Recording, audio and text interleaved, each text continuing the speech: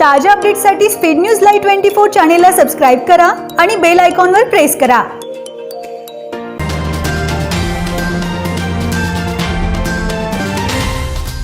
नमस्कार, मी अनुराधा कदम. तुम्ही पाहत आहात स्पीड न्यूज लाईव्ह 24. या विशेष भागामध्ये आपलं मनापासून स्वागत. गेल्या 8 महिन्यामध्ये जर आपण मागे वळून पाहिलं तर कोरोनाने सगळ्याच घटकांवर वेगवेगळे परिणाम केले आणि सगळ्यात महत्त्वाचा जो परिणाम झालाय तो अर्थव्यवस्थेवर. लॉकडाऊनमध्ये सगळं काही ठप्प होतं आणि त्यामध्ये अगदी हातावरचं पोट असलेल्या छोट्याशा विक्रेत्यापासून ते मोठा बिझनेस असलेल्या एखाद्या व्यापारी उद्योजकांपर्यंत सगळं काही आर्थिक घडी विस्कटून टाकणारं होतं. आता कोरोनानंतर परिस्थिती बदलते, असं एक वातावरण निवळत आहे. हे जरी चित्र असलं तरी अजून खूप वेळ जाऊ लागणार आहे या सगळ्या परिस्थितीला बदलण्यासाठी. तर याच विषयावर आज आपण या भागामध्ये चर्चा करणार आहोत दीपेश गुंदेशा यांच्याशी. दीपेश गुंदेशा हे स्वतः CA आहेत. तसंच ते दीपेश गुंदेशा असोसिएशन ही एक फर्म देखील चालवतात. शिवाय ते नॅशनल फॅकल्टी म्हणून काम करतात GST बाबत. त्यामुळे एकूणच त्यांचा गाढा अभ्यास या विषयाबाबत आहे. याच अनुषंगाने आज आपण चर्चा करणार आहोत दीपेश गुंदेशा यांच्याशी. तर सर्वप्रथम मी स्वागत करते आमच्या स्टुडिओमध्ये. गुंदेशा सर, तुमचं मनापासून स्वागत. नमस्ते सर, तुम्ही व्यक्त आहात की तुम्ही तर काम करता या सगळ्या आर्थिक प्रणालीमध्ये आणि जर आपण कोरोनाने पाहिलं तर संपूर्ण आर्थिक कोलमडलेली आहे ही जी काही अर्थव्यवस्था आहे. सरकारच्या पुढे सुद्धा एक वेगळा यक्ष प्रश्न आहे की हे सगळं पुन्हा कसं मार्गी लावायचं. कारण शेवटी आपल्या जीवनाची जी गाडी आहे ती आर्थिक चाकांवर चाललेली असते आणि प्रत्येकाच्या आयुष्याशी निगडीत कुठला प्रश्न असेल तर तो अर्थव्यवस्थेचा. तर तुमच्या दृष्टिकोनातून ह्या कोरोनाचा परिणाम ह्या आत्ता अर्थव्यवस्थेवर कसा झालाय किंवा तुम्ही कसं पाहता या सगळ्या गोष्टीकडे? कोरोनामुळे जे लॉकडाऊन लावण्यात आलं त्याच्यामुळे अर्थव्यवस्थेचा खूप मोठं नुकसान झालेलं आहे. म्हणजे असं आपण म्हणू की ऐतिहासिक असं नुकसान झालेलं आहे.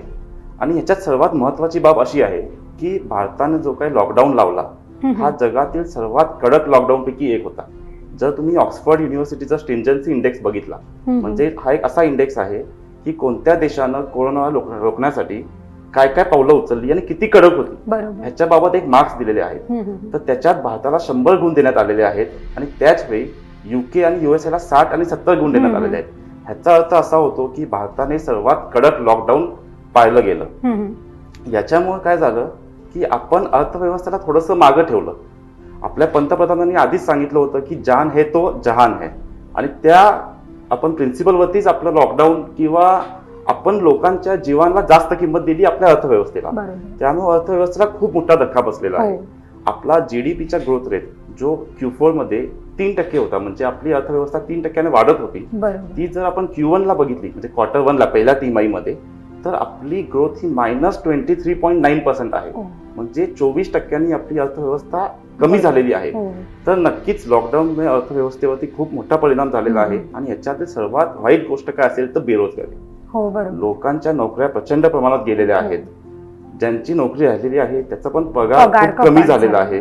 त्यामुळे अर्थव्यवस्थेला मला असं वाटतं की न भरून निघालेली नुकसान झालेलं आहे आणि ह्याचा परिणाम आपल्याला बरेच महिने अजून दिसणार आहे. पण आता तुम्ही CA असल्यामुळे सतत लोकांच्या या सगळ्या गोष्टीशी तुम्ही निगडीत आहात. मग हा जो थोडासा लॉकडाऊन ओसरला किंवा अनलॉक सुरू झालं तेव्हा तुमच्याकडे ज्या काही प्रतिक्रिया आल्या किंवा तुमचे काही या निमित्ताने संपर्क झाला तर नेमक्या काय पद्धतीचा हा परिणाम होता असं तुमच्या निदर्शनास आलं? ज्यावेळी लॉकडाऊन सुरुवात झाली त्यावेळी सगळ्यांनाच कन्फ्युजन होतं की ह्याचं काय होणार. सगळ्यांसाठी ही गोष्ट नवीन होती. सगळीजण अस्वस्थ होते. तसा मीही अस्वस्थ होतो. पण नंतर मला लक्षात आलं की ॲज अ CA आपल्या क्लायंटच्या प्रती आपली काही जबाबदारी आहे. ते अस्वस्थ आहेत तर आपला जो काही अभ्यास आहे आपण जेवढी त्यांना मदत करू शकू तेवढी आपण करायला पाहिजे. मग सुरुवातीच्या काळात आम्ही काय केलं, सगळ्या क्लायंटचे इनपुट्स घ्यायला लागलो. कारण मला जरी टेक्निकल नॉलेज असलं तरी त्या बिझनेसमॅनला त्यांच्या बिझनेसचं नॉलेज हे त्यांनाच असतं. ते मला तेवढं असू शकत नाही. म्हणून मी प्रत्येक बिझनेसमॅनला आमच्या वेगवेगळ्या क्लायंट्सना फोन लावून विचारू लागलो की तुमच्या अडचणी काय आहेत, तुम्ही पुढं काय बघताय. आणि ह्या सर्वांच्या अभ्यासामधून मी एक प्रोग्राम त्यांना बनवून दिला. तो 3 सूत्री असा कार्यक्रम होता. त्याच्यात आम्ही त्यांना एक सांगितलं की फर्स्ट यू रिस्पॉन्ड, म्हणजे तुम्ही प्रतिसाद द्या. ज्यावेळी मी समजा तुमच्याकडे एखादी वस्तू फेकून मारली तर तुम्ही काय करणार? हात आडवा करणार. That is response. तुम्ही प्रतिसाद देता म्हणजे काय करता, तुमचं नुकसान थांबवता. सेकंड आम्ही त्यांना सांगितलं रिकव्हरी आणि थर्ड आम्ही त्यांना सांगितलं की रिनोव्हेट, रिइन्व्हेंट. हे आम्ही 3 सूत्री कार्यक्रम का दिले? कारण सगळ्यांना कन्फ्युजन होतं. सगळ्यांना एक माहित होतं की मला ह्या लॉकडाऊन मधून बाहेर पडायचंय, मला पूर्वपदावरती यायचंय, पण कसं. मी जर आजच मला नफा कसा मिळेल बघू लागलो तर सगळं माझं गणित चुकणार. म्हणून आम्ही त्यांना हे स्टेप्स दिल्या. तर फर्स्ट स्टेप होती रिस्पॉन्ड म्हणजे प्रतिसाद. त्याच्यात आम्ही त्यांना 2च गोष्टी सांगितल्या. First, safety and security of your self, your family and your staff. तुमची आधी सुरक्षा बघा. सगळे 2 मिनिटं बाजूला ठेवा, पण सुरक्षा बघा. सेकंड, नफा सोडून द्या. तुमचं होणारं नुकसान कसं कमी करता येईल ते आधी थांबवा. तुमची समजा एखादी गाडी कुठेतरी अडकली असेल वाटेत तर त्याला कसं परत आणता येईल. एखादा स्टाफ कुठं बाहेर असेल तर त्याला कसं परत आणता येईल. किंवा तुमच्याकडे काही नाशवंत मटेरियल आहे त्याची विल्हेवाट कशी लावता येईल. त्यामुळे तुम्ही नफा सोडा. फर्स्ट स्टेजमध्ये तुम्ही सिक्युरिटी बघा आणि आपले लॉसेस कसे थांबवता येतील हे बघा. तर तिथं आम्ही फर्स्ट आधार दिला. सेकंड फेज होता रिकव्हरीचा, की आता आपल्याला जखम झालेली आहे, आपण रक्त थांबवले, पण त्याला आता आपण बाहेर पडायचं. तर ज्यावेळी पहिलं लॉकडाऊन संपलं आणि आपल्याला दिसायला लागलं की काही दिवसांनी मे बी बिझनेस सुरू होतील, त्यावेळी आम्ही क्लायंटशी क्लोजली वर्क करायला लागलो की ह्याच्यातून आपण बाहेर कसं पडू शकू. तर आम्ही त्यावेळी त्यांना काय सांगितलं की ज्यावेळी तुमचा बिझनेस परत सुरू होईल त्यावेळी तुम्हाला मनुष्यबळ किती उपलब्ध होईल. कारण त्यावेळी लेबर परत आपल्या गावी गेला होता. तर जर आज आपल्याला सुरू करायचं झालं तर आपल्याला लेबर कितपत उपलब्ध होईल. दुसरा महत्वाचा भाग होता की कच्चा माल आपल्याला कुठून मिळेल. कारण त्यावेळी परिस्थिती अशी होती की कोल्हापूर आणि आपल्या भागात ही परिस्थिती थोडी सामान्य होत होती. पण मुंबईमध्ये, पुण्यामध्ये अजूनही बरेच कंटेनमेंट झोन होते, तिथं अजून लॉकडाऊन होतं. जर समजा माझा माल मुंबईमधून येत असेल तर मला त्यावेळी तो माल मिळणार नाही, तर माझी फॅक्टरी कशी सुरू होईल किंवा माझा व्यवसाय कसा सुरू होईल. मग त्यासाठी काही दुसरं ऑप्शन आपल्याकडे आहे का, आपण इतर राज्यातून कुठं माल आणू शकू का, हे आम्ही क्लायंट्सना सांगितलं की तुम्ही ह्याचा अभ्यास करा. तिसरा सर्वात महत्वाचा भाग होता फंडिंग. त्यावेळी कोणाकडेच पैसे नव्हते. आज जर आपल्याला व्यवसाय परत सुरू करायचा आहे तर आपल्याकडे पैसा येणार कुठून. तर त्यासाठी आम्ही सगळ्या क्लायंट्सना एकच सांगितलं की तुमचा 3 महिन्याचा, 6 महिन्याचा आणि 12 महिन्याचा म्हणजे पुढील या कालावधीमध्ये कॅश फ्लो स्टेटमेंट तयार करा की पैसे कुठून येऊ शकतात आणि आपले असे कोणते खर्च आहेत जे अनअवॉइडेबल आहेत. पगार आपल्याला द्यायलाच पाहिजे, रेंट आपल्याला द्यायलाच पाहिजे, लाईट बिल भरायलाच पाहिजे, तर हे खर्च थांबवता येणार नाहीत. आणि कोणते असे खर्च आहेत जे थांबवता येतील. म्हणजे आम्ही इन शॉर्ट असं होतं की क्लायंटशी क्लोजली वर्क करत होतो की तुम्ही ह्याच्यातून कसं बाहेर पडू शकाल. ह्याच्यामुळे क्लायंट्सना बराच आधार मिळाला. आता आपण येऊया तिसऱ्या सर्वात महत्वाच्या गोष्टीकडे, रिइन्व्हेंट. जर तुम्ही सुपर 30 पिक्चर बघितला असेल तर ऋतिक रोशनचा एक डायलॉग आहे की आपत्ती में ही आविष्कार का जन्म होता है. तर ही आपली आपत्ती आहे. There is always an opportunity in crisis. ज्यावेळी आपण एखादी अडचण आपल्याला येते त्यावेळी एक संधी पण घेऊन येत असते. तर आम्ही क्लायंट्सना सांगितलं की हा जो काही तुम्हाला 1 ते 1.5 महिन्याचा कालावधी मिळालेला आहे त्याच्यात तुम्ही स्वतःला रिइन्व्हेंट करा, आपलं आत्मपरीक्षण करा की आपल्या व्यवसायामध्ये आपण काय नवीन घडवून आणू शकतो. बऱ्याच वेळा काय होतंय, आपला परंपरागत व्यवसाय असतोय, पिढ्यानपिढ्या तोच व्यवसाय सुरू असतोय, त्यामुळे काही पद्धती ह्या जुन्याच तसंच सुरू असतात. त्याच्यानंतर आपण त्याला कधीच बघितलेलं नसतंय की हे आपल्याला गरजेचं आहे का नाही. म्हणून आम्ही त्यांना सांगितलं की हा जो कालावधी आहे तो तुम्ही चांगल्या कामासाठी उपयोग करा. ह्याच्यातूनच आता फक्त आमच्या क्लायंट्समुळे किंवा आमच्यामुळे झालं असं नाहीये, पण जगात जर तुम्ही बघितलं तर वर्क फ्रॉम होम कन्सेप्ट ही का आली. आपत्ती आली म्हणून ह्यातनं अपॉर्च्युनिटी आली. आज कंपनीज काय म्हणतात की आम्ही कायमच वर्क फ्रॉम होम करू. अशा बऱ्याचशा गोष्टी आहेत की जर तुम्ही दुसरं उदाहरण घ्यायचं झालं तर सॅनिटायझर.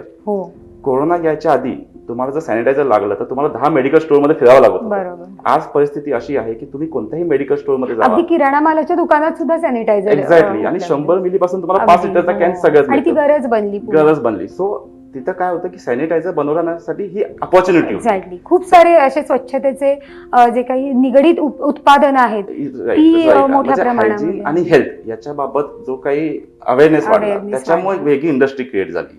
किंवा डिजिटल मार्केटिंग म्हणू आपण किंवा डिजिटल क्लासेस म्हणू की ह्याच्या आधी आपल्याला सांगितलं असतं की डिजिटल क्लासेस चालवा तर किती लोक आपल्यात इंटरेस्टेड होती. आणि आज काय परिस्थिती आहे तर आमच्या क्लायंट्समध्ये आम्ही सगळ्यांना म्हणणं हेच होतं की नवे पर्याय शोधा आणि आपल्याला स्वतःला ह्यातून इम्प्रूव्ह करा. Look at this as an opportunity. हे झालं सगळ्या बिझनेसच्या बाबतीत. आणि आम्ही त्यांना काय ऍडवाइस दिली होती की तुम्ही सतत तुमच्या स्टाफशी आणि तुमच्या कस्टमरशी टचमध्ये राहा. कारण कसं आहे, आपला बिझनेस हा आपल्या स्टाफ मेंबर्सवरती आणि आपल्या कस्टमर्सवरती उभा असतो. आता माझ्यावरती आपत्ती आली, मी तुम्हाला पगार देऊ शकत नाही मे बी किंवा कमी देतो, पण ऍटलिस्ट असं का होतं हे आपल्या स्टाफ पर्यंत कळवा. तुम्ही रेग्युलर मीटिंग्स घ्या, व्हिडिओ कॉन्फरन्सिंग करा, सगळ्या स्टाफना अपडेट करा की आपला संवाद असला पाहिजे, संवाद सुरू राहायला पाहिजे. नाही तर काय होणार की 2 महिन्यानंतर त्याला वाटणार की आपले जे ओनर आहेत त्यांनी आपल्यासाठी काय केलं. आणि हा एक खूप महत्वाचा घटक आहे आपला बिझनेसचा, तो आपल्याला एवढा कॉन्ट्रीब्युट करत असतो. आणि मी अनेक सांगत होतो की जेव्हा आपल्याला खूप मोठं प्रॉफिट होतं तेव्हा आपण आपला शेअर आपल्या स्टाफला किती देतो. जर तो कमी देत असाल तर आज ज्यावेळी लॉस होतोय तर हा तुम्ही शेअर त्यांना सगळ्या का देताय. तर अशा बऱ्याचशा गोष्टी होत्या जे आम्ही एक प्रोफेशनल लेवलवरती पण करत होतो आणि एक पर्सनल लेवलवरती पण प्रयत्न करत होतो की कंटिन्युअस क्लायंटना त्यांचं मनोबल कसं चांगलं ठेवता येईल. नक्की. म्हणजे अंधार पार झाला पण ती जपून ठेवा असं आपण म्हणतो. खरंच प्रत्येकाच्या डोळ्यासमोर एक वेगळा अंधार होता, पण तुम्ही आता म्हणालात तसं संकटात सुद्धा संधी शोधायची असते आणि अनेक स्टार्टअप या निमित्तानं खुले झाले. वेगवेगळे पर्याय उत्पन्नाचे असेल किंवा काम करण्याचे तर हे खुले झाले. अनेक महिलांनी या निमित्ताने वेगळेच उद्योग सुरू केले. तर मला असं वाटतं की एकीकडे ठीक आहे, कोरोनाचं संकट होतं, अर्थव्यवस्था पार डबघाईला गेली होती, पण आता जर आपण पाहिलं तर ही अर्थव्यवस्था वेगवेगळ्या मार्गाने का असेना पुन्हा उभारी घेतीये. तर हा जो काही बदल आहे किंवा ही परिस्थिती निवळतीये असं तुम्हाला आता कितपत वाटतंय किंवा काय आपण आशा करू शकतो त्याबाबत? आता जर आपण ऑक्टोबर आणि नोव्हेंबरचा डेटा बघितला तर असं वाटतंय की आपली इकॉनॉमीमध्ये खूप हालचाल सुरू झालेली आहे. आता बरेचसे उद्योग असे आहेत जे प्री कोविड लेवलला म्हणजे कोरोनाचा लॉकडाऊन यायच्या आधी ज्या लेवलला होती तिथपर्यंत पोहोचलेले आहेत किंवा त्याच्या जवळपास तरी 90-95% पोहोचलेले आहेत. ह्याचा एक बेस्ट डेटा द्यायचा झाला तर नोव्हेंबरचं आपलं जीएसटी कलेक्शन देशाचं 105 लाख कोटी आहे आणि तेच जर आपण मागच्या नोव्हेंबरचं बघितलं म्हणजे नोव्हेंबर 2019चं तर ते 104 लाख कोटी होतं. म्हणजे जवळपास आपण तेवढंच कलेक्शन जीएसटीचं केलं जे मागच्या वर्षी केलं होतं. तर ह्याच्यावरनं आपल्याला एक हिंट मिळते की इकॉनॉमी थोडीशी रिवाईव्ह करते. पण ह्याच्यात काही कारणं पण कारणीभूत आहेत की हे आपली इकॉनॉमी आता चांगली ह्या 2 महिन्यात का रिवाईव्ह केली. सर्वात महत्वाचं आहे की सणासुदीचा काळ होता, दसरा दिवाळी होती, त्यामुळे लोक आपल्या इथे खरेदी करतात, ती एक टेंडन्सी आहे आपल्याकडे, त्यामुळे तो एक इफेक्ट होता. दुसरा सरकारने पण आत्मनिर्भर भारत अभियान म्हणा किंवा इतर पण जे काही त्यांनी स्टिम्युलस पॅकेज दिले त्याचाही खूप मोठा फरक पडला. ह्यात सर्वात महत्वाचा जो चांगला बूस्ट मिळाला तो सरकारनं 20% एक्स्ट्रा लोन सर्वच बिझनेसमॅनना दिलं. त्याच्यामुळे जो बिझनेस स्टार्ट करण्यासाठी इनिशियली जो पैसा लागणार होता तो इमिजिएटली लोकांच्या हातात आला. त्यामुळे व्यवसाय परत लोकांना सुरू करता आले. दिवाळीमुळे मागणी वाढली. तिसरं आरबीआयने एक चांगलं पाऊल काय उचललं की रेपो रेट आणि रिव्हर्स रेपो रेट हे टप्प्याटप्प्याने कमी केले. ह्याच्यामुळे काय झालं, कर्ज स्वस्त झाले. त्यामुळं आज मला एखादी वस्तू घ्यायची असेल किंवा नवीन व्यवसाय सुरू करायचा असेल तर मला कर्ज एकदम स्वस्तात उपलब्ध आहेत, त्यामुळे मी नवीन कर्ज घेणार आणि एफडीचे रेट पण त्याच वेळी कमी झाले. त्यामुळे मला आता इन्व्हेस्टमेंटला स्कोप राहिलेला नाहीये. मी बँकेत एफडी ठेवण्यात काही अर्थच नाही, त्यापेक्षा मी शेअर मार्केटमध्ये पैसा लावतो किंवा काहीतरी खर्च करतो, त्याच्यामुळे तो फंडिंग पण झालं. सो फर्स्ट आहे की आपलं दिवाळी आणि दसरा याच्यामुळं चांगली क्रयशक्ती वाढली, क्रयशक्ती वाढली. क्रयशक्ती वाढायचं कारण रिव्हर्स रेपो रेट आणि जे लिक्विडिटी मार्केटमध्ये आली तो एक प्रमाण होता. तिसरं जे कारण आहे आता जे दिसतंय आपल्याला की चायना फॅक्टर, की आता ओव्हरऑल चायनाच्या एक विरोधात चांगलंच वातावरण क्रिएट झालेलं आहे, फक्त भारतात नाही तर देशभरात. त्यामुळे प्रत्येक जण पर्याय शोधत आहे. लोकांची मानसिकता अशी झालेली आहे की थोडे पैसे जास्त लागले तरी चालतील पण मी भारतीय वस्तूच घेणार. आणि ही जी टेंडन्सी आहे ती ऑल ओव्हर वर्ल्ड मध्ये आहे. तर जी गोष्ट भारत बनवत असेल आणि चायना पण बनवत असेल तर लोक काय म्हणतात मी भारताची वस्तू घेऊ पण चायनाची नको. ती एक संधी निर्माण झाली. ती एक संधी, मी जसं म्हणतो की आपत्तीमधनं ही संधी पण निर्माण झालेली आहे. त्यामुळे अर्थव्यवस्था हळूहळू पूर्वपदावरती येत आहे. त्याच्यात फक्त इव्हेंट मॅनेजमेंट, टुरिझम, हॉस्पिटॅलिटी आणि एअरलाईन्स ह्या 4 क्षेत्रांना अजूनही काही उभारी आलेली नाही आहे. ते अजून डबघाईलाच आहेत. पण इतर व्यवसाय आहेत त्याच्यात चांगलं आता थेट जे आपले नागरिक आहेत किंवा जे ग्राहक आहेत त्यांचा पुन्हा ह्याच्याशी संबंध येणार आहे वातावरणाशी, म्हणून कदाचित अजून ते थोडंसं मागे असेल. बरोबर. आणि काही रिस्ट्रिक्शन पण अजून आहेत. आपण भारताच्या बाहेर जाण्यासाठी बरेचसे रिस्ट्रिक्शन अजून आहेत. अजूनही लोकांना भीती वाटत असेल आपण कुठे गेलो आणि अजून काही अडकलो गेलो तर, त्यामुळे तो थोडासा मला वाटतं थोडा वेळ लागेल त्याला, पण सुरुवात झाली असं म्हणायला आपल्याला हरकत नाही. पण ह्याच्यात एक सगळ्यात महत्वाचा भाग मला जरा ऍड करावा लागेल की हा जो आता आपला आपण म्हणतो की जीएसटी कलेक्शन वाढलेलं आहे किंवा इकॉनॉमिक ऍक्टिव्हिटीज वाढलेल्या आहेत, ही आता सणासुदीचे पण एक खूप मोठा, मी जसं बोललो तसा एक हात आहे. आता जानेवारी आणि फेब्रुवारीमध्ये हेच आकडे येतात का, हे कन्सिस्टन्सी राहते का, हे बघणं खूप महत्वाचं ठरणार आहे. कारण इम्पॅक्ट कोरोनाचा जो होता 3-4 महिने आपल्या इकॉनॉमीवरती, तो असं 2 आणि 3 महिन्यात निघेल एवढा तो छोटा इम्पॅक्ट नव्हता. हा खूप मोठा धक्का आहे आणि इथून पुढे 6 महिने कसे जातात ह्याच्यावरती आपलं भवितव्य आपल्याला हा विचार करण्यासारखा मुद्दा आहे. जीएसटी हा तर आता परवलीचा शब्द आहे सगळ्या एकूणच व्यवहारामधला, तर ह्या जीएसटीचं मुळे सुद्धा अर्थव्यवस्थेला धक्का बसला असं आपण म्हणतो. काय तुमचं मत आहे याबाबत? जीएसटी मुळे अर्थव्यवस्थेला धक्का बसला असं मी कधीही म्हणणार नाही. तर ह्याच्या बाबतीत मला जर एक्सप्लेन करायचं झालं तर जीएसटी का आणला गेला ह्याच्याबद्दल मला थोडीशी पार्श्वभूमी सांगावी लागेल. जीएसटी यायच्या आधी आपल्या इथं एक्साईज होता, सर्व्हिस टॅक्स होता, प्रत्येक राज्यात आपापला वॅट होता आणि लक्झरी टॅक्स होते. असे अनेक प्रकारचे वेगवेगळे कर भारतात होते. त्यामुळे जीएसटी ही संकल्पना अशी होती की आपण सर्व कर रद्द करून फक्त भारतात एकच कर ठेवूया, अप्रत्यक्ष कर मध्ये जीएसटी, आणि तो भारतभर एकसारखा असेल. कारण ह्याच्या आधी वॅट हा कायदा प्रत्येक राज्यात वेगवेगळा होता. सो सपोज मला भारतातून एखादा व्यवसाय करायचा असेल तर मला भारतात जितकी राज्य आहेत तितके कायदे मला वाचावे लागत होते, आणि plus excise plus service tax असा सगळा हा पसारा होता. तर जीएसटी ही जी संकल्पना अशी होती की आम्ही एक देश, एक बाजार, एक कर, त्या संकल्पनेवरती जीएसटी उभं होतं. त्यामुळे जीएसटीला आणल्यामुळे अर्थव्यवस्थेला धक्का पोचण्याचा प्रश्नच नव्हता. पण तुमचा जो प्रश्न आहे ह्याच्यात थोडं सत्य पण आहे की आपल्या इथं जीएसटी आल्यामुळं मी धक्का बसला असं म्हणणार नाही, पण जो काही फायदा अपेक्षित होता तो नक्कीच आपल्याला झाला नाही. आणि ह्याची 3 कारणं आहेत. सर्वात महत्वाचं कारण की जीएसटी भारतामध्ये खूप घाई गडबडीनं आणि कोणतीही पूर्वतयारी न करता आणला गेला. आपल्याला आठवत असेल की जीएसटी आपल्याकडे 1 जुलै 2017, हो, आता जवळपास 3.5 वर्ष झालेली आहेत. आपलं आर्थिक वर्ष हे एप्रिल टू मार्च असतं. एवढा मोठा कायदा तुम्ही ज्यावेळी आणताय तर घाई गडबडीत आर्थिक वर्षाच्या मध्येच आणला गेला. तो आर्थिक वर्षाच्या सुरुवातीला आणला गेला पाहिजे होता. दुसरा भाग आहे की हे जो जीएसटीचा पसारा आहे किंवा डोलार आहे हे सांभाळण्यासाठी सरकारने एक goods and service tax network म्हणजे हे एक संकेतस्थळ आहे ते बनवलं होतं. आणि जीएसटी ही संकल्पना अशी होती की सर्व गोष्टी ऑनलाईन होतील. तुमचं रजिस्ट्रेशन, तुमच्या नोटिसीस, तुमच्या रिटर्न्स ह्या सर्व ऑनलाईन होतील. ह्या संकल्पनेतून हे जीएसटी आणलं गेलं होतं आणि त्यासाठी एकच संकेतस्थळ मोठं जीएसटीएन नावानं बनवलं गेलं होतं. पण त्याची कोणतीही तयारी झालेली नव्हती. ज्यावेळी जीएसटी आपल्या इथं अंमलबजावणी करण्यात आली आणि ज्यावेळी सुरुवातीला जीएसटी वापरण्याची लोकांची पाळी आली, ज्यावेळी ऑगस्टमध्ये फर्स्ट रिटर्न ड्यू होतं, त्यावेळी लोकांनी जीएसटी रिटर्न भरायचा प्रयत्न केला. त्यावेळी लक्षात आलं की कोणतीही पूर्वतयारी नाही आहे आणि जीएसटीएन अक्षरशः कोसळलं. आपण त्याच्याशी काही ट्रान्झॅक्शन करू शकत नव्हतो. मग सरकारला त्याच्यात मध्ये येऊन आता जे आपण बोललो की आपत्ती आली की आपण रिस्पॉन्ड करतो, सरकारने फक्त पॅच लावले, थोडासा कायदा बदलला आणि तात्पुरती व्यवस्थेवरती जीएसटी पुढे ठेवला. तर जीएसटी सारखा मोठा बदल हे तात्पुरत्या व्यवस्थेवरती चालू शकतच नाही. तुमचं कमीत कमी 2-5 वर्षाचा त्याच्यावरती अभ्यास पाहिजे.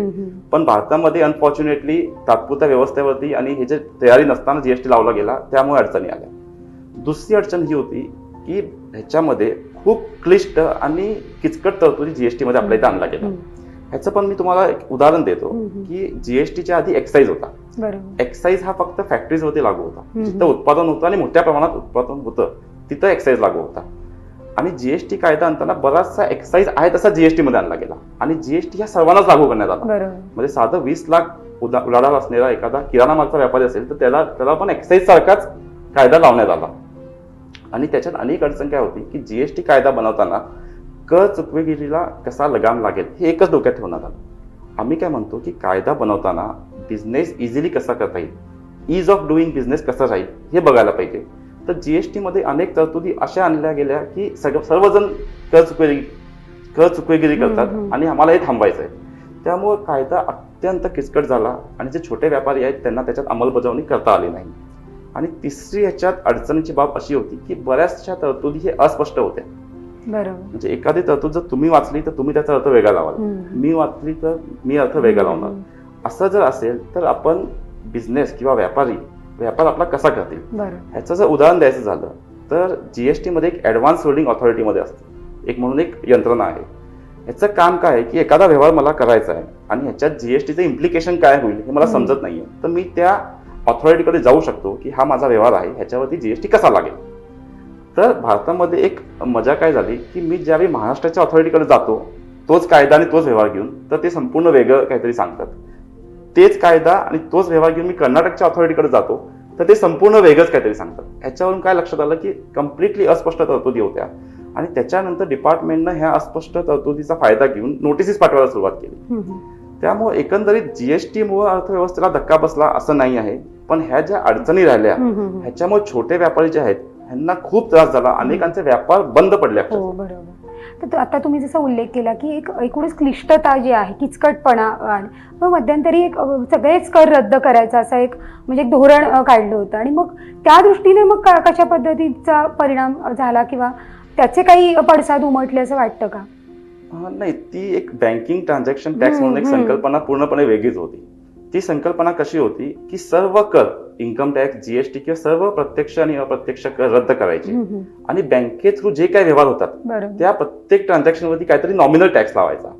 पण मला वैयक्तिकरित्या असं वाटतंय की ही संकल्पना आपल्या इथं चालण्यासारखी नाहीये किंवा वायबल नाहीये. ह्याचं मी तुम्हाला कारण देतो. आपल्या इथं प्रोग्रेसिव्ह टॅक्सेशन सिस्टम आहे. ह्याचा अर्थ काय असतो की प्रत्येकाची टॅक्स भरायची ऐपत किती आहे हे बघून त्याच्यावरती टॅक्स लावला जातो. तर आपल्या इथं इन्कम टॅक्सचं उदाहरण घेतलं तर 2.5 लाखापर्यंत आपण टॅक्स लावत नाही. तिथून पुढे 5%, 20%, 30%, खूप लोकांचे इन्कम जास्त असेल तर आपण 40% पण टॅक्स लावतो. पण ज्याची उत्पन्न कमी आहे त्याला टॅक्सच लावत नाही. तर दिस इज प्रोग्रेसिव्ह. तसंच जीएसटी मध्ये जर बघितलं आपण तर जर तुम्ही अनब्रँडेड तांदूळ घ्यायला गेला तर त्याच्यावरती जीएसटी 0 आहे. तो जर तुम्ही ब्रँडेड घ्यायला जाता तर 5% जीएसटी लागतो.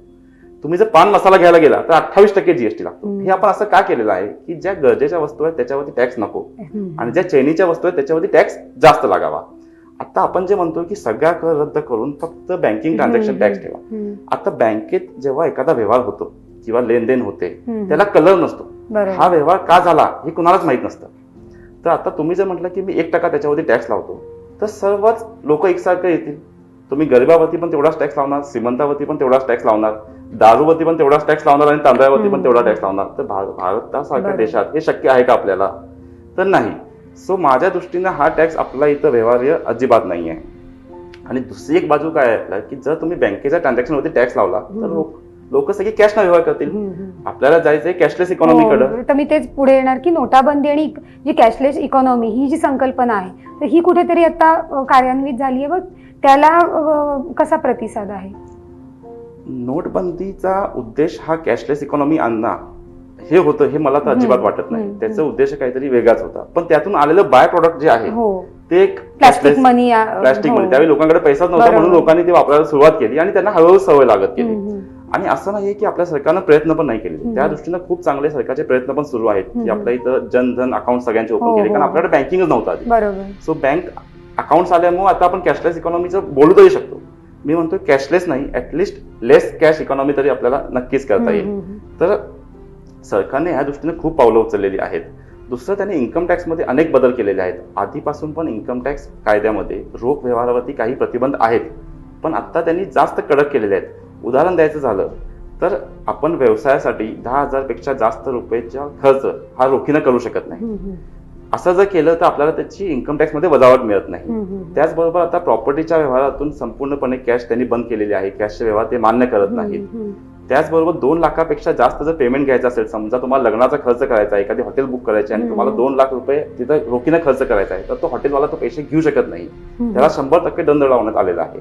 तर असे बरेचसे गोष्टी आहेत जे सरकारनं प्रयत्न केलेले आहेत. आणि तुमचा जो प्रश्न आहे की कॅशलेस इकॉनॉमीच्या दृष्टीनं आपण पुढे जातोय का, तर थोडेफार प्रमाणात जातोय आणि आपण 100% त्या दृष्टीनं जायलाच पाहिजे. कारण कॅशलेस इकॉनॉमीचे फायदे काय ते पण मी तुम्हाला सांगतो की सगळ्यात फर्स्ट काय की कर चुकवे गेलेला याच्यामुळे लागा लागणार आहे. कारण ज्यावेळी रोख व्यवहार होतात त्यावेळी त्याचं पाऊल खुणा नसतं. तुम्ही तो ट्रेस नाही करू शकत. मी तुम्हाला 2 लाख रुपये दिले तर ह्याची कुठेही नोंद होणार नाही, त्यामुळे त्याच्यावरती टॅक्स भरला जाणार नाही. आता मी पैसे तुम्हाला का दिले, भ्रष्टाचार करण्यासाठी दिले, काही आणि काही इलिगल ऍक्टिव्हिटीसाठी दिले, तर ह्याला काहीच कंट्रोल राहत नाही.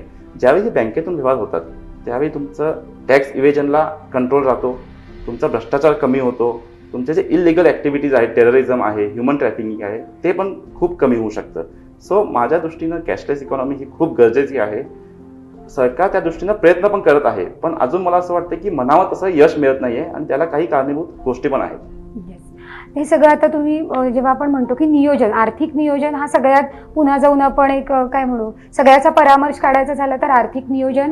आणि तुम्ही म्हणालात तसं आपण संकटातून संधी शोधत असताना कुठले कुठले असे वेगळे पर्याय आणि शिवाय पुन्हा सरकार जी काही ध्येय धोरणं राबवतं एक आर्थिक घडी आणण्यासाठी, तर त्याच्यामध्ये जसं कॅशलेस इकॉनॉमी म्हटलं आपण किंवा वेगवेगळे हे कायदे असतील किंवा कर बाबतच्या काही वेगवेगळ्या सूचना धोरणं असतील, तर या सगळ्याचा एकत्रित परिणाम हा कुठेतरी अर्थव्यवस्था पुन्हा मार्गी लावायला नक्कीच उपयोगी पडतो. आणि या सगळ्यातला एक महत्त्वाचा घटक म्हणजे CA जे चार्टर्ड अकाउंटंट जे खऱ्या अर्थाने एक सल्लागार म्हणून भूमिका बजावत असतात.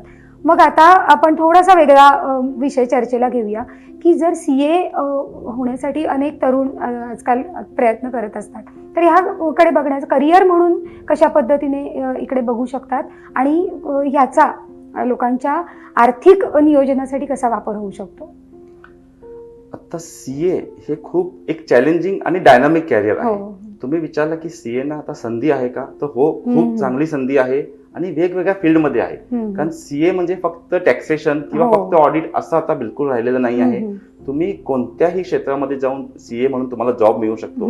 जरी तुम्ही प्रॅक्टिसमध्ये आला तरी तुम्हाला टॅक्सेशन आहे, लिटिगेशन आहे, ऑडिट्स आहेत आणि ह्याचबरोबर आता नवीन नवीन ज्या गोष्टी येतात त्याचा बराचसा स्कोप आहे. सो जे सीए करणार आहेत त्यांना मी नक्की सांगू इच्छितो की त्याचा अभ्यास तुम्ही व्यवस्थित करा, सीए काय आहे हे समजून घ्या. आणि जर तुम्हाला चॅलेंजिंग करिअर करायची इच्छा असेल तर तुम्ही नक्कीच सीएचा पर्याय निवडा. ह्याच्यात मला अनेक गोष्ट ऍड करावीशी वाटते की हा प्रश्न घेऊन माझ्याकडे बरीच लोक येतात, पण मग वडील काय म्हणतात, त्याचे जे मुलं येतात माझ्याकडे त्यांचे वडील म्हणतात की साहेब हे सीए कोर्स खूप अवघड आहे हो, म्हणून मला ह्याला कोर्स मध्ये ऍडमिशन घेऊ काय नको. तर मी त्यांना एकच सांगत असतो की जर कोर्स सोपा असता तर सगळीजण सीए झाली असती, तर मग सीएना तेवढी डिमांड राहिली असती का? ज्यावेळी तुम्ही स्ट्रगल करणार त्यातून तुम्हाला काय चांगलं फळ मिळणार. सो इट इज ऑलवेज ऍडवाइजेबल की तुम्ही सीए जर करणार असाल तर त्याचा पूर्ण अभ्यास करा.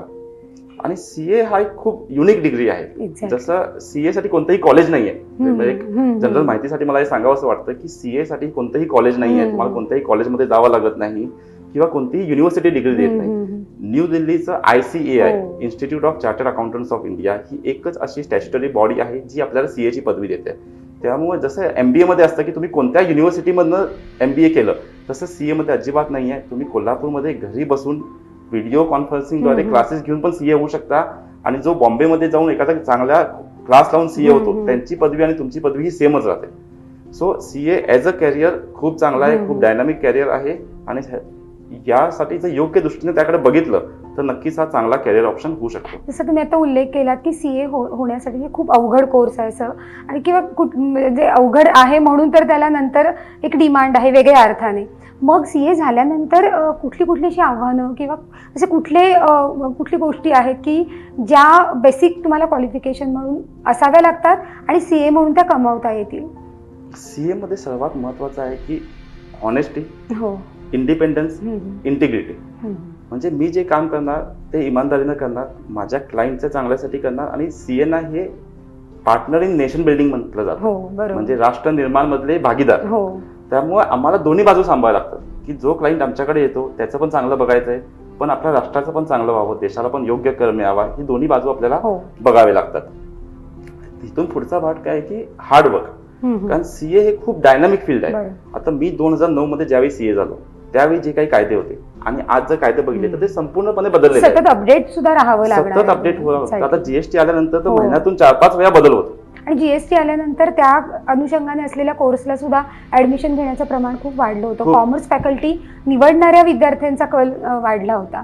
तर या दृष्टीने सीएना एक अपडेट राहणं गरजेचं आहे, खूप अपडेट राहणं गरजेचं आहे. कारण आम्ही याला म्हणतो की पेरिशेबल फील्ड आहे. जर मी या 6 महिने ह्या क्षेत्रापासून बाहेर गेलो तर माझा आजपर्यंतचा एक्सपिरियन्स आणि आजपर्यंतचा अभ्यास हा पूर्ण वाया जाऊ शकतो. कारण एवढे अपडेट्स आणि अर्थकारण सतत वेगवेगळ्या गोष्टी सतत बदलत असतं. आणि ह्याचं कसं आहे की सीए जर तुम्ही करत असाल किंवा प्रॅक्टिस करणार असाल तर मी सगळ्यांना एकच सल्ला देतो की तुम्ही व्हॅल्यू ऍडिशन बघा. म्हणजे आता मी जर तुमचं इन्कम टॅक्स रिटर्न भरून दिलं किंवा तुमचं ऑडिट करून दिलं तर ह्यातून तुमचा काय फायदा झाला? फक्त सरकार सांगतंय म्हणून तुम्ही ते करून घेतलं, तुमचा फायदा काहीच नाही आहे. फक्त एखादी तुम्ही कंप्लायन्स होता ते करून घेतलं. पण जर मी ऍज अ सीए तुम्हाला एखादा चांगला सल्ला देऊ शकतो, त्यातून तुमचा एखादा कर वाचवू शकलो किंवा तुमचं एखादं ट्रान्झॅक्शन इझी करू शकलो तर माझं त्यातून काहीतरी योगदान होणार आहे. तर मी कायम आमचा प्रयत्न असा असतो की तुम्ही मला किती फी दिली त्यापेक्षा त्या फी मध्ये मी तुम्हाला काय मोबदला दिला, तुमचा किती फायदा करून दिला, ह्याच्याकडे जर कल असेल तर सीए हे फील्ड नक्कीच चांगलं आहे. आणि दुसरी गोष्ट अशी आहे की ज्यावेळी तुम्ही सीए फील्डमध्ये असाल तर जो काही सतत बदल होत असतो त्याला तुम्ही एक्सेप्ट करण्यापेक्षा किंवा त्याला रिॲक्ट करण्यापेक्षा तुम्ही प्रोएक्टिव्हली बघायला पाहिजे की भविष्यात बदल काय होऊ शकतात, त्याच्या दृष्टीने आज आपल्याला काय तयारी करता येईल. हे जर तुम्हाला काही बेसिक गोष्टी पाळता आला तर CA as a career option हे सर्वात चांगलं राहू शकतं. म्हणजे आपण म्हणतो की मी इतके पैसे कमावले आणि मी इतके पैसे खर्च केले म्हणजे माझं आर्थिक नियोजन का, तर नक्कीच नाही. त्या पलीकडे देखील जाऊन आपण भविष्यासाठी काय करतो. शिवाय आणि दुसऱ्या बाजूने जर आपण पाहिलं तर वेगवेगळे कर असतात. मोठमोठ्या व्यापारी उद्योजकांना कराचं नियोजन करावं लागतं. आणि त्याचबरोबर सीए ह्या फील्डमध्ये देखील खूप साऱ्या संधी आहेत. या विषयी सखोल मार्गदर्शन दीपेश गुंदेशा सरांनी आज आपल्याला केलं. त्यांनी एक नवी दृष्टी दिली की कोरोना नंतर आता आपल्याला अर्थव्यवस्थेकडे कुठल्या वेगळ्या दृष्टीने बघायचं आहे, कुठल्या सकारात्मक दृष्टीने आता आपल्याला पुढचं पाऊल टाकायचं आहे, संकटातही संधी कशा शोधायच्या आहेत आणि त्या शोधून देखील आपण एक नवा आशेचा किरण घेऊन कोरोना नंतर एक आपलं वेगळं जीवन जगू शकतो जे नक्कीच आनंददायी असेल. याविषयी खूप छान चर्चा या मुलाखतीच्या माध्यमातून झाली. त्या साठी स्पीड न्यूज लाईव्ह 24च्या स्टुडिओमध्ये मी गुंदेशा सर आपले मनापासून आभार व्यक्त करते. धन्यवाद.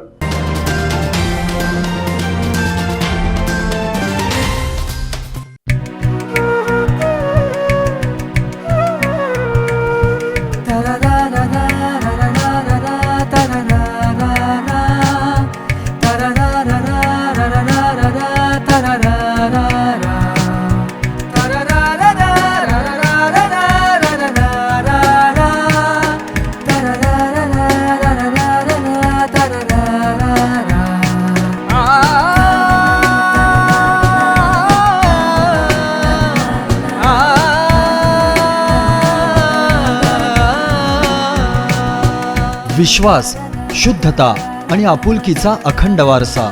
1989 पासूनची सुवर्ण परंपरा. चोख सोन्याचे हॉलमार्क दागिने योग्य मजुरीच्या दरात. HS कालेकर ज्वेलर्स, न्यू गुजरी, कोल्हापूर.